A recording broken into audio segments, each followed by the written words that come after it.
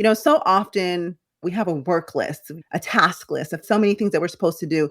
And I think this should be a wake up call for nurses to say, hey, this is too much. I can't safely complete all of these things. I think that's one thing with nurses. We have to speak up, and don't just speak up once you're at the end of your rope. I think this is an opportunity to identify things ahead of time.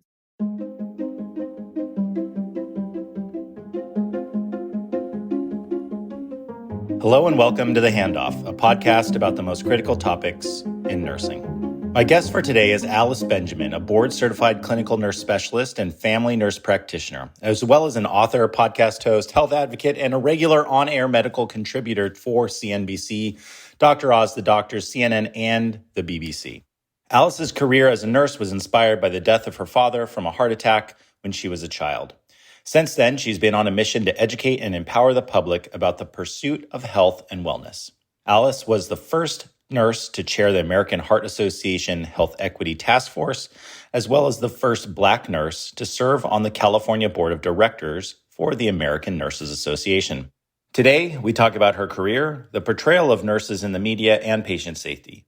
As a nurse who is still at the bedside and in the wake of the Vaught case, this is a topic that Alice is particularly passionate about. And we get into the frequency of near misses in healthcare, why the just get it done culture of nursing is ripe for errors, and how nurses can engage with hospital leadership to help create a safer work environment for everyone.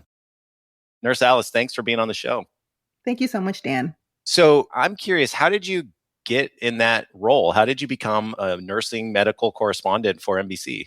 So first, let me just be quite honest. I never set out to do that. It really, I have to say, was just my passion that drove me into all of the right places and spaces and meeting the right people. But my why was my dad. My dad, retired military service person, had military benefits, but we lived in an area that didn't have access to the best hospitals, best healthcare. You would say there are social determinants of health that impacted his wellness. And then even before I became a nurse, I saw these things and I thought, this isn't right. Someone's got to change this so people don't have to experience the same things my dad did. And ultimately, my dad died of a massive heart attack in an emergency room, largely because it didn't have the best resources, but also I believe there were elements of implicit bias, just lack of care, lack of surveillance, dare one say medical errors from just, negligence and other things that happen. And so early on, before I became a nurse, I was already motivated and fired up. And I told myself, my family, I'm going to be the best cardiac nurse in the world. So no one else ever has to go through this. I'm going to work to change the system and the process to get better outcomes. So this is before I'm a nurse. So I set out on my journey, and concurrently, I began to volunteer and do community work with the American Heart Association, going to, churches, schools, businesses, anyone who will listen and talk about how to be heart healthy, because I wanted to talk to people before they became patients, before they were in that emergency situation. The healthcare dollar really should be more focused on preventative care. And we're not there yet, but I'm doing all of these things, and I'm at a health event, and one of the communications folks at American Heart Association kind of swings by my booth and it's like, wow, Alice, how'd you get everyone over here? Like, you seem really good with the people. I mean, they seem to understand everything you're saying. You make very complex things simple and applicable, and you individualize it. These are all things that we as nurses do, right? We're patient educators. And so I get invited to do KJLH radio in Los Angeles to talk about how to be heart healthy during the holidays. Wonderful. Everyone loves it. Viewers call in. It's great. And then they invite me back, to talk about strokes, symptoms of stroke, and what you should do. So American Heart Association, working with them, I was able to do other radio stations and other shows with them to help promote heart healthy, important issues to the general public, not just in those physical events, but using radio and television with them as well. And then the producers, every place I would go, I'd build good relationships, and they'd also ask me health questions. I'm like, hey, and I'd answer their question, and can you come back and talk about this? And next thing I know, I'm doing radio all over the place.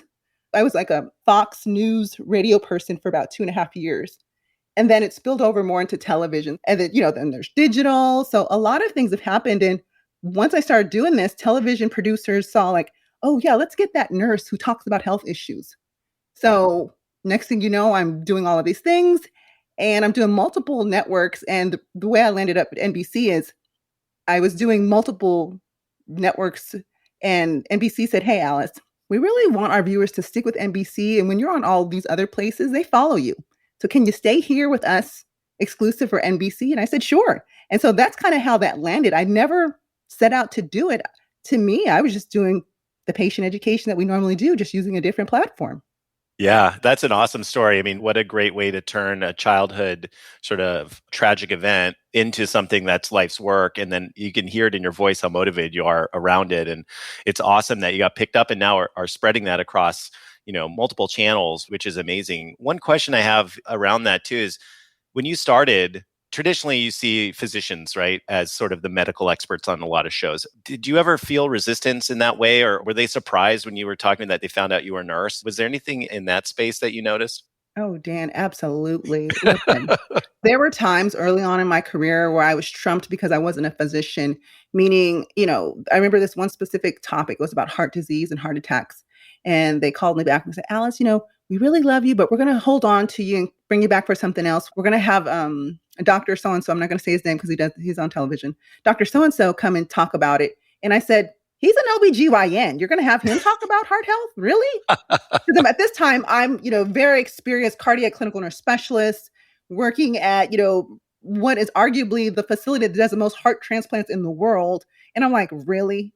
And so, although I think subtle things had happened prior to that, that was the most obvious kind of thrown up in my face type of thing that, wow, they really just want a doctor on Yeah, television.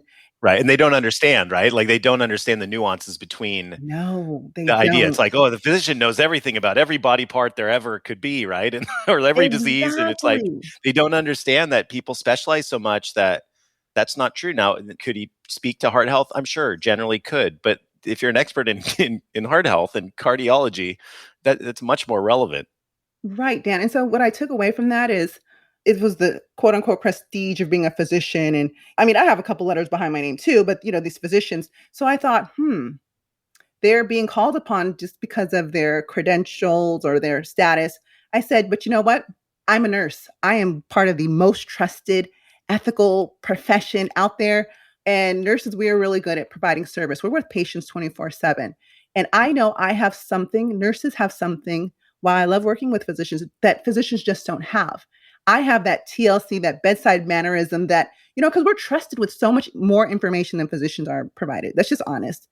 And so moving forward, I learned how to package stories and really cater to the producers.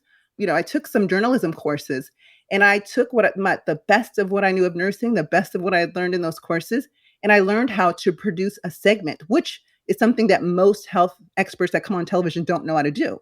They just come on, they're invited on as a guest. Well, I learned the behind the scenes. So, where to get the stories, how to pitch the stories, what does a producer need to make their job so easy? All they got to do is hit record. I come to the studio, makeup, hair done, ready. I have bullet points. I've written the intro for your anchor. I have statistics. I have everything you need. So I became a one-stop shop. And I think that was really what separated me from the rest of these physicians, because rather than sitting back and waiting to be invited, I invited myself to the party because I was that much more eager to get out there to educate patients about things that really happen. And I made the producer's job easier. So that and consistency, I think, is really what opened the door for me to stay on television as long as I have been. I love it. That's so cool. I mean, you came with the whole package. You came up prepared. I mean, you did what nurses do, right? We show up, we do the work, we're prepared for it and ready to go. So that's awesome. So what was it? 2 days ago, the Redonda Vaught case sentencing occurred. I'm sure that's been a hot topic. Is that and the patient safety theme around that sort of what's driving a lot of your media time at the moment? Yes, and I'll say this. Obviously, I'm a nurse. I love being a nurse. I wouldn't do anything else if given the choice to do a redo. Not at all. I take great pride in being a nurse. This story is one that has made national news. It's an unprecedented case of a healthcare professional being criminally charged for a medical error. And I think, you've seen the views of nurses. Obviously, we're outraged. And I think that there's a lot of energy around this. And I'm hoping that we can take all of this energy and really bring it back to the nursing profession so we can tighten up some things where we need to tighten up, and then also work on some of our other stakeholders or partners who are in this, because I definitely believe that the healthcare workplace is a flawed system. I mean, because of the workload, resource issues, staffing issues, pay issues, like there's so many issues that go into play that can make a healthcare environment unsafe. And for those who don't know, a CNS is actually an advanced practice nurse. A little different from the nurse practitioner, which is more of a kind of a medical model, but I would work collectively with systems and patient populations. And I would have kind of one foot at the bedside, still being very clinically astute as an advanced practice nurse at the bedside, and then have one foot in the boardroom. So I was very intimate with a lot of the booby traps that made workflows difficult and challenging for our nurses, that put our patients at risk and caused our organization, numerous dollars. So a lot of my role included cost avoidance. Now, you don't see as many CNSs around anymore. I'm hoping that that's going to change a little bit, but clinical nurse specialists are instrumental in working in hospitals around patient safety. But, I want to make sure that we're supporting our nurses. I did a lot of education, onboarding, and training of not only new nurses, but new to specialty, as well as those nurses who've been practicing for a couple years, but wanted to step up their knowledge. And we can't take our eye off of that. Just because someone's onboarded doesn't mean that they're just on autopilot. And I think organizations don't invest in the continuing education and support and reevaluation of what nurses need when they're at the bedside. All they want to do is, throw in new service lines, increase patient volume and all of these things, but you can't forget the workforce that's there. And nurses need so much support because we want to help move the organization along. We support strategic initiatives, but you have to support us, because if we're not supported, we're going to make mistakes. We're going to be unhappy. Patients are going to be unhappy, and we're just not going to meet the goals. And I think hospital systems set nurses up for failure in that sense. So we got to work on those hospitals. And at the same time, when we support our nurses, then we can form a more non-threatening environment where we can talk about our gaps in knowledge or the workarounds that haven't been identified, and bring those to the forefront so nurses don't find themselves trying to meet an outcome but setting themselves up for failure by just doing a workaround and not reporting it up. And we got to be the solution to the problems that we're seeing. Yeah. And I think, in some systems that I worked in, UCLA being one, and then some trauma centers in Arizona, on the physician side, they had the M&M meetings where, they would reflect on traumas that went well and went bad. And they would talk about the evidence and what they could do better. And, sometimes they were closed door, sometimes they were open door. At UCLA, they were definitely open door. And so as a new grad in the ER, I would go attend those things. And it created this safe space where you could talk about what happened with, the team that you worked with to understand what you could do better. And you move forward and you look at the evidence and the research on it. And that culture is so needed. And then, you look at the majority of healthcare systems and they're just like, annual education day, let's put up that poster board on restraints again. And right. Like, okay, you're good. Yeah, read it and sign it and you're good. Okay, you're competent.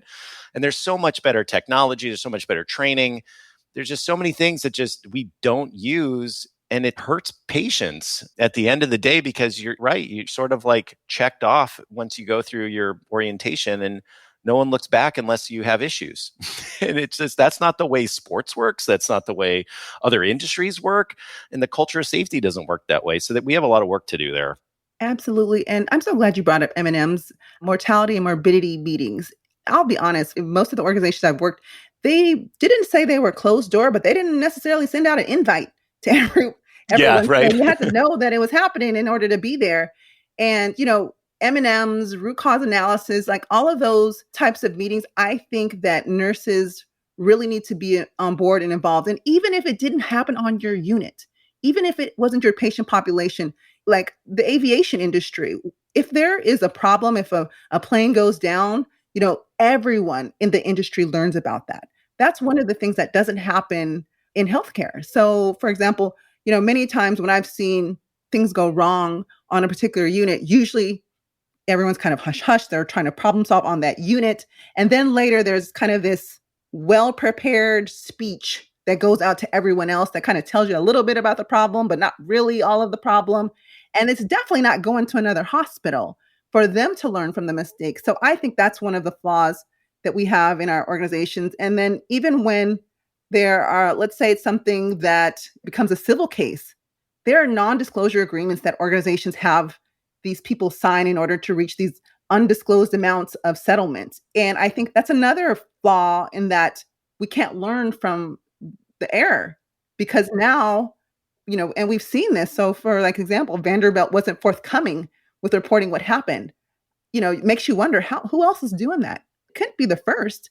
And so when you know the process and having worked in patient safety, I was actually a patient safety manager for a short stint at a large academic center. I saw firsthand Dan, all of the mishaps and then the near misses. And it's almost like, I equate it to there are aliens here, but we can't tell everyone there's aliens because it'll cause mass hysteria. But it's happening. And I think we got to address the elephant in the room. I mean, obviously, there is no industry that's perfect. And I think healthcare for so long has kind of been this somewhat perfect healthcare system. And if we don't get ahead of that and lead those conversations, reporters, news stories are going to take us down when they find out about things that are happening in our industry.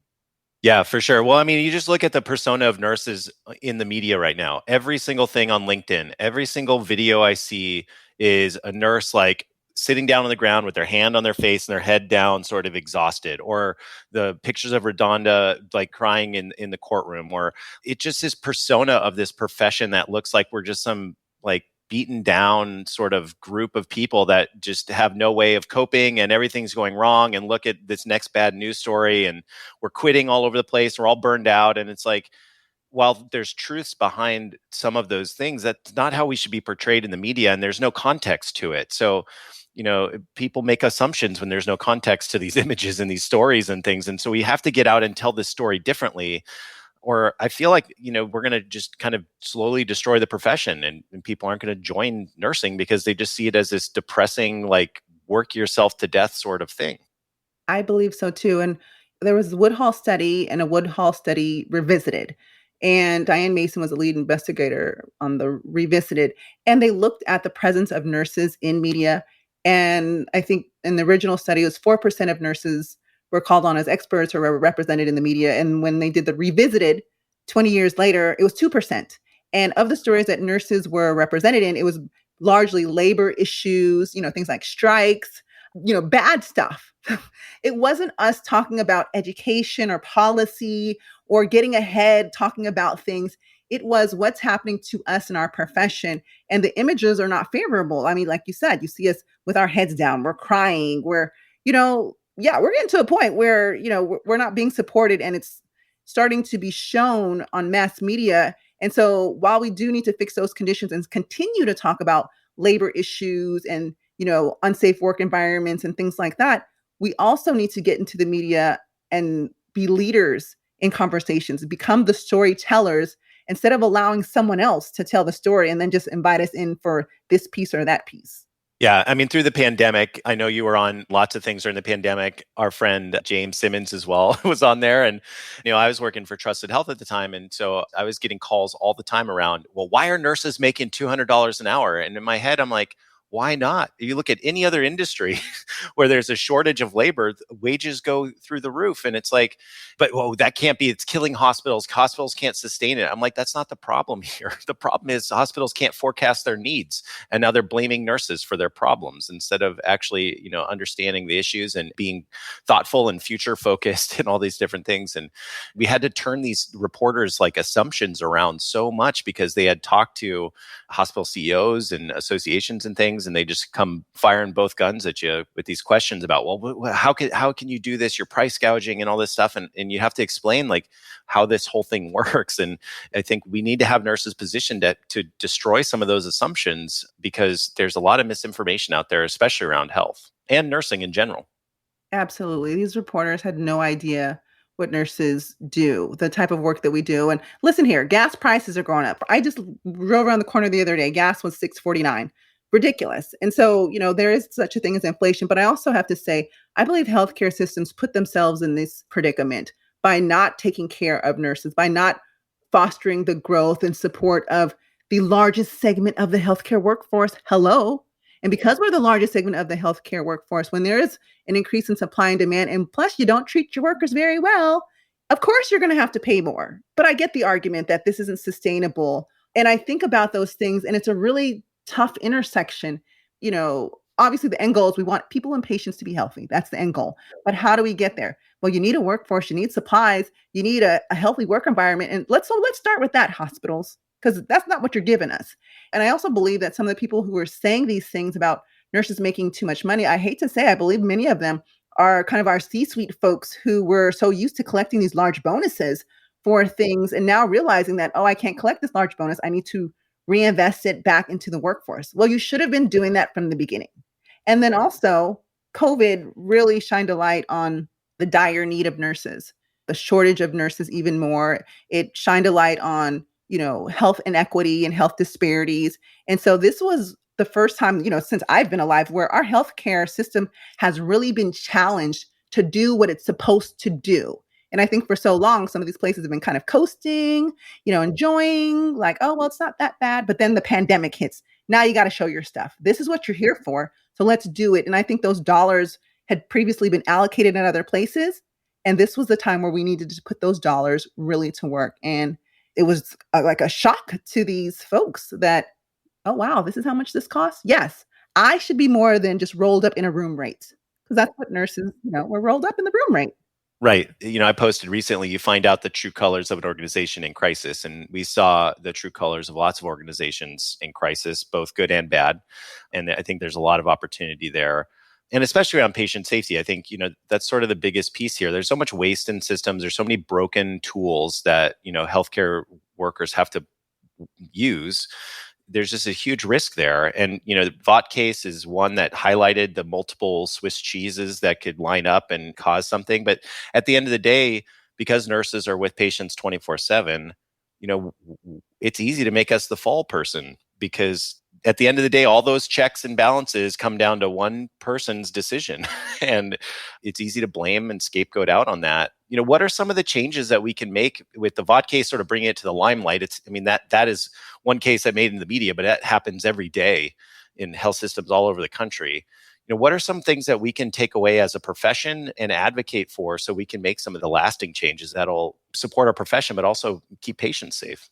Right. So I could be here all day talking about this, but Okay. there's a couple of things that I want to say is I hope this was a wake-up call to nurses to, so often we have a work list, a task list of so many things that we're supposed to do. And I think this should be a wake-up call for nurses to say, hey, this is too much. I can't safely complete all of these things. Because nurses, we just get it done, right? Many times we don't complain and we just do it. Whatever it takes, we're going to do it. We're going to jerry-rig something. We're going to do a workaround, but we're going to get it done. And I think this is a time for nurses to slow down a little bit. I hate to say this because we don't want to feel like we're slowing things down, but I think for safety, we need to bottleneck the system so the folks in the offices or the C-suites can see like, hey, maybe I can't push 200 surgeries through in the day, but to do it safely. So if nurses speak up, maybe I can only do 150. I think that's one thing with nurses. We have to speak up, and don't just speak up once you're at the end of your rope. I think this is an opportunity to identify things ahead of time. So when we talk about medical errors, we always talk about the things that obviously went wrong. Wrong side surgery, gave the wrong medication.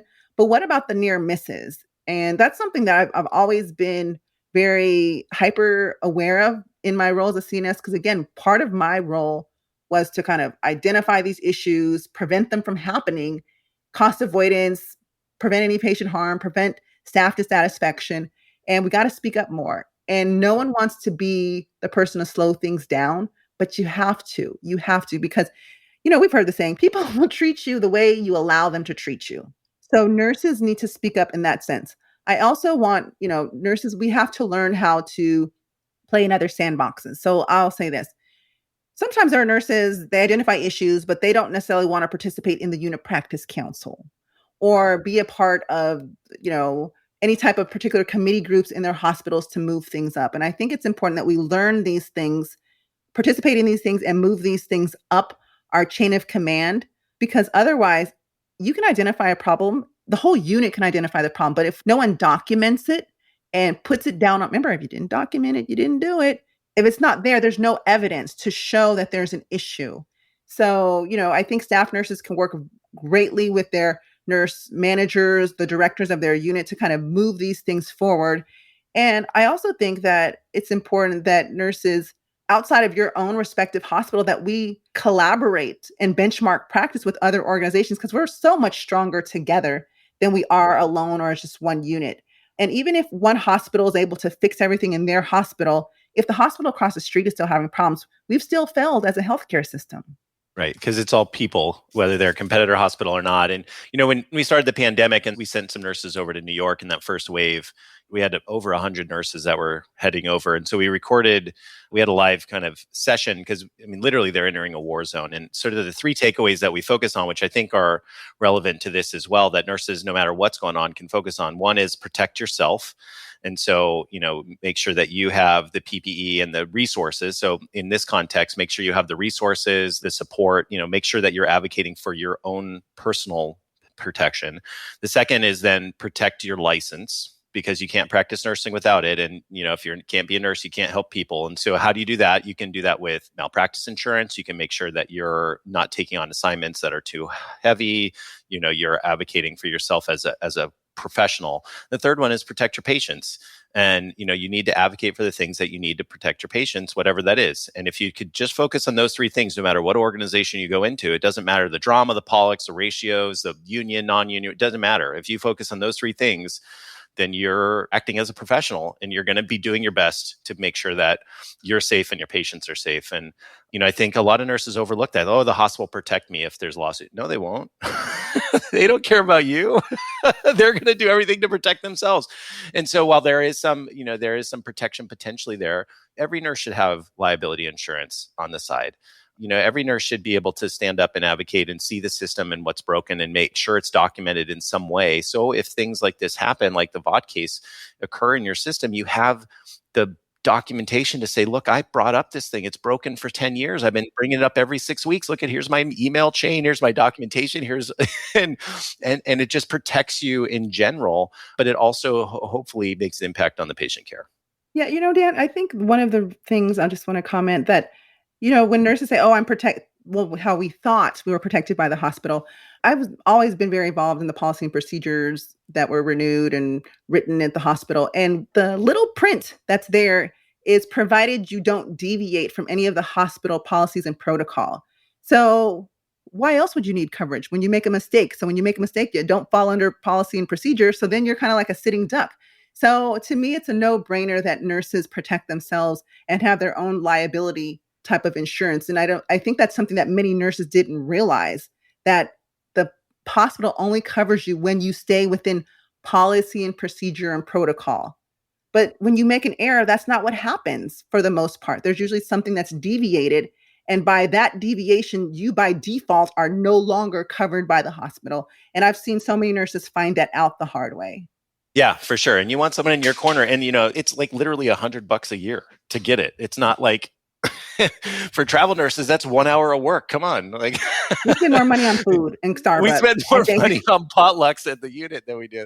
But no, I think those are the things. And, if every nurse just sort of took initiative on those three things, I think it would make a big difference. And when you don't have them, I think the other piece is, like you said, we need a coordinated voice to bring that up. And whether that's through councils internal to the organization or some other way with your associations or the state agencies or whatever it is, we got to do that. I've seen it. And I know a lot of nurses are probably listening thinking like, hey, I brought this thing up to my manager. It never gets fixed. But I've seen things where one nurse saw one physician in a small hospital do something completely out of practice, out of scope, reported it to the California Department of Public Health, and within weeks removed the physician, had a whole audit on that hospital. Like one nurse's report changed the entire life cycle and kept patients safe around conscious sedation.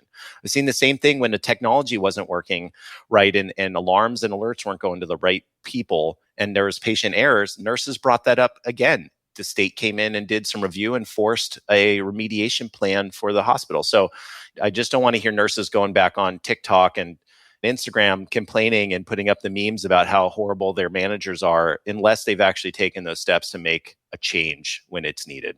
Exactly. And let's also remember that there's checks and balances. It may not feel like it because you're depending a lot on your particular unit, your particular hospital to fix things, but there's a checks and balance. And if you ever feel like the patient or the public safety is at risk, I mean, obviously do your due diligence, get all the information you can and try to correct it, but let's say it doesn't get corrected. There's the Department of Health. You can report to JACO. I mean, these are things, and I think collectively as nurses, maybe we haven't done those because, we had so much hope in our organizations that they would fix it, or maybe we just got so disappointed in none of the, that nothing was happening that maybe we forgot or we were overworked and didn't have the time. But I think this is really an important time because we've seen what's happened with Redonda for us to prevent further situations like that. I mean, obviously, try to work it out through your unit and make changes. But if you can feel that there continues to be a state of unsafety, it's important that you use your checks and balances. I mean, most places have a whistleblower type of system where they can report issues that they feel are not being heard, that put people at danger. There's the Department of Health. You can report to the Joint Commission. Those are all things that you can do. But I also want to say this because some people will say, well, I feel like I'm snitching. Well, I started to say, have the conversation amongst each other. I think collegial conversation, people don't like to feel like they're policing, quote unquote, policing someone else's practice. Just a quick example. The other day, I was going to transport a patient who English was a second language. I spoke some Spanish, but not to the extent of having to be able to explain, EMTALA documents and things like that. And so the nurse who was on orientation, I asked her, I said, do you have a translator or do you speak Spanish? She's like, no. And then so she looked to her preceptor and her preceptor proceeded to, in very broken Spanish, try to translate. But what she was saying was just sign here without explaining the document. And in a very non-threatening way, without earshot of the patients or everyone, I said, this is an important document that you're asking the patient to sign, and you're just asking him to sign without explaining it to him. And you can see there's a line there that says translator. You're supposed to call a translator. So we don't have a translator in-house. Well, do you have one of those blue Chromacone phones? Do you have a line that you can call? Do you have an iPad? And the truth was they did. They just didn't take the time to do it. And so for a moment, it made them feel uncomfortable because I was kind of calling them out. But in the end, okay, it's a lesson learned. Some things you can't do a workaround. Do the right thing and right things will happen. When you do the wrong things will happen. And in the patient's best interest and considering being culturally and linguistically competent, that's what we're supposed to do. And so sometimes doing the right thing takes a little bit longer. That's why I said earlier, sometimes it feels like we're going to bottleneck this system, but you got to do the right thing. If you want to be faster, but that means doing the wrong thing, I don't want to do the wrong thing. I'll be slow and I'll be right. Yeah. And you see now that there's precedent set that you do the wrong thing and you can be right there in the courtroom with national media around you. I think there's an approach, right? So it's deal with it locally, address it with whoever it is, the person like you did individually, with the manager, the leadership team that's there, the council. If that doesn't go anywhere and it's still an issue, you can elevate it and escalate it up through the organization or beyond that into regulatory agencies. And a big thing that I think we skip over or we forget in nursing school and when we get out into practice is, our obligation is not to the organization, it's to the population we serve. As a professional, our goal is to keep people safe, population safe, not the healthcare organization. So, if you think about it as you are an agent of change for the population that is experiencing nursing care that you're delivering, then it removes you from some of that drama too. You have the professional obligation to do that. And at the end of the day, you go to the board of nursing, that's what they look at. Your obligation is to your patients. It's not to any single entity. And so I think we have to keep that in mind as well, that we're trying to fix the entire system. And we can only do that by having data, reporting things that aren't great and addressing them in real time. Right. And for those who are listening who are afraid if they're going to do these things that they're not going to be liked or well received on their unit, I would rather be respected and do what's right. And I wouldn't mind. Okay, so maybe it's not always going to be warm and fuzzy, but that Alice, she's not always fun and stuff. She might remind us of something that's going to take a little bit longer, but she's always going to do the right thing. And I want to be known as the nurse who's always going to do the right thing. Yeah. And I'll tell you, my preceptors were those people. I got to grow up with some of the most amazing preceptors as a nurse, and every single one was unafraid to stand toe to toe with name the title and defend what they believed was right and push back on things that weren't right. And I think that is a superpower that we need every nurse to have. And I know it's within all of us because we do it every day with patients. We do it with our physician partners. We do it to get the care done. Now we also have to do it when we're working in a system that's broken. And my hope is that we can share that data a little bit better and make the changes in real time. Because if all 4 million of us do that, then we have some massive changes that we can lead across the system. We are so massive. I mean, together, if we all just did the same thing, I mean, we could make change, transcend throughout this healthcare around the world. I mean, as the largest segment of the healthcare workforce, they've got to listen to us. If we all just put our foot down and said, you know what, I'm going to do what's right, not necessarily what's fastest for you, or not be afraid to speak up. You just cannot be afraid to speak up. But also this, how can anyone truly argue with patient safety? I'm speaking up because I have a concern for patient safety. You're going to argue me down about patient safety? Come on. So, there you go. They're going to look like so silly arguing. So what I'm hearing is you want me to compromise patient safety. Is that what I'm hearing? I mean, sometimes it's also you got to not be afraid to speak freely because, again, like you said, our duty is to the patient and to the public, not necessarily to the C-suite.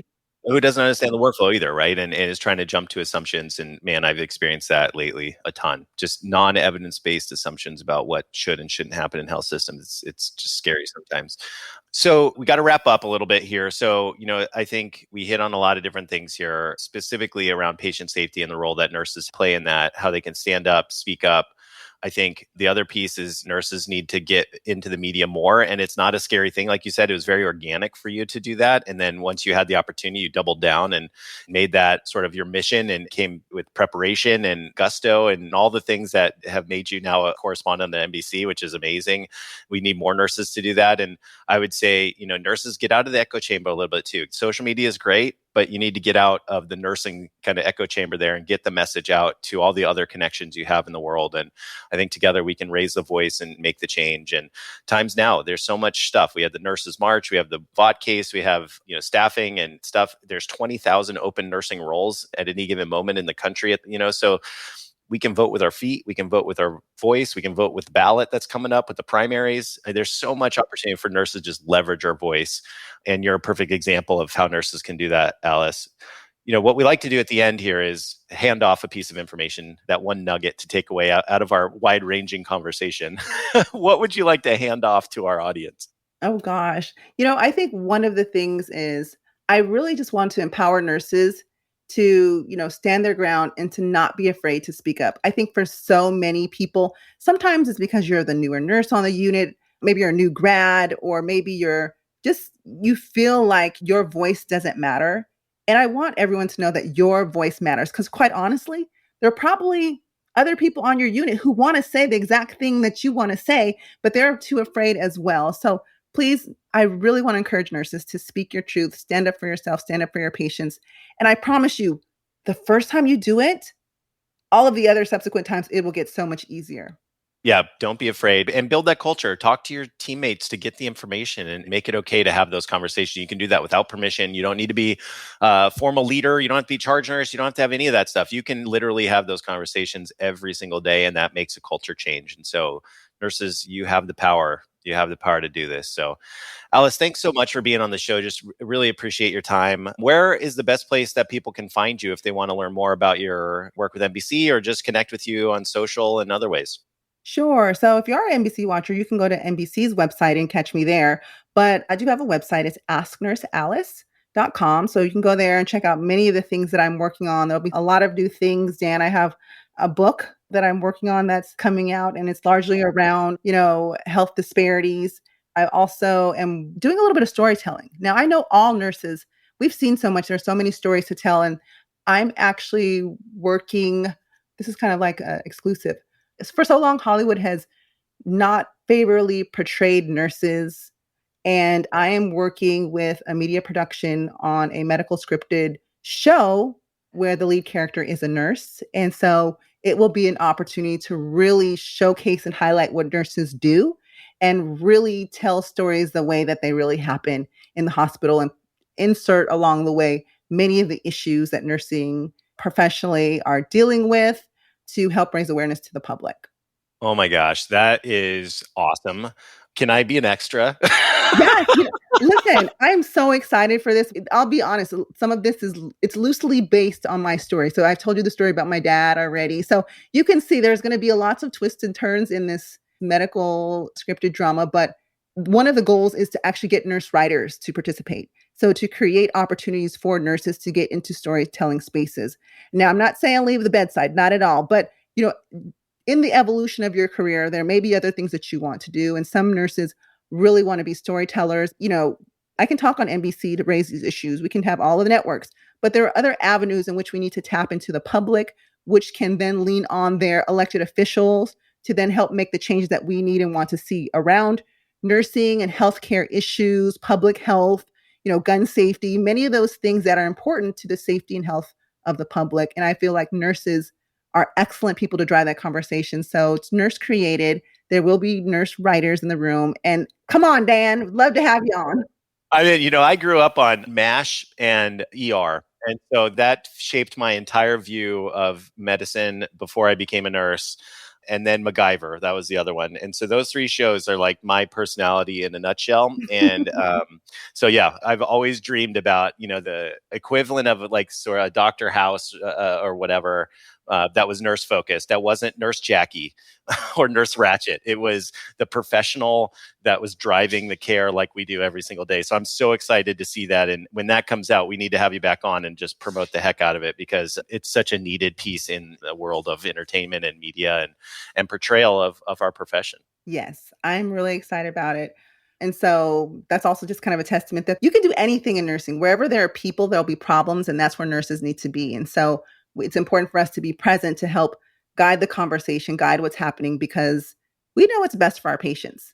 We know what's best for our patients. So it's good for us to be there, provide that support, and guide these conversations, whether it's in the hospital, outside the hospital, in a clinic, writing a media script. There's so many ways that we can educate and help public health in the world today. Agreed. Well, thank you so much again for being on the show. We'll put those links to your website and your media channels in the show notes as well. And keep us up to date on the production. And if we can help in any way, I know our listeners would be interested, and I'm personally interested. So just appreciate your time today. Thank you so much, Dan. Thank you so much for tuning into today's episode of The Handoff. If you liked what you heard, please consider leaving us a review in Apple Podcasts or wherever you listen to podcasts. You can also subscribe and receive new episodes at www.thehandoffpodcast.com.